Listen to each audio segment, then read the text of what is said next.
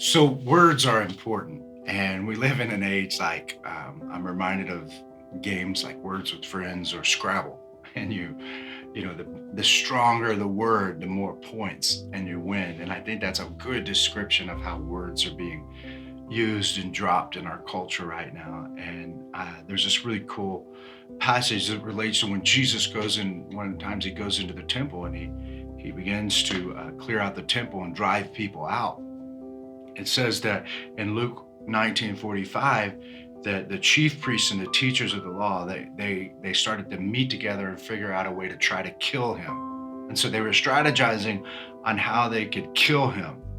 And then it says, yet they could not find any way to do it because all the people hung on his words. And so like I read that the other day and I was like, man, that's pretty strong. What does that mean to hang on someone's words? And it comes from the Greek word a kreomai, and it means to hang from the lips of a speaker.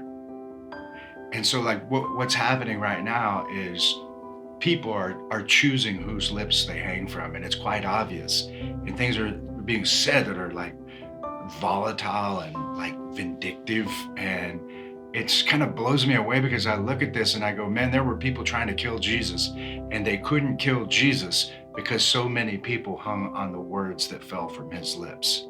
And so, boy, it just really reminded me, I want to be cautious with my words. I want to be cautious with things that I say and when I say them and how that I say them, especially in a social media platform.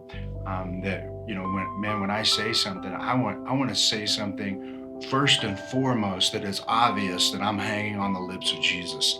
And second, I want to say something that, obviously we say things. I'm like, here's my kids, here's my dog. I'm not talking about that. But when we begin to get into a little bit deeper words, I want to say something that people like can be confident that they can hang on the lips that fall from my mouth as a speaker. And the only way I can keep that in check is that I am constantly leaning into the word and making sure that I'm hanging on the words that fall from the lips of Jesus and the word of God itself.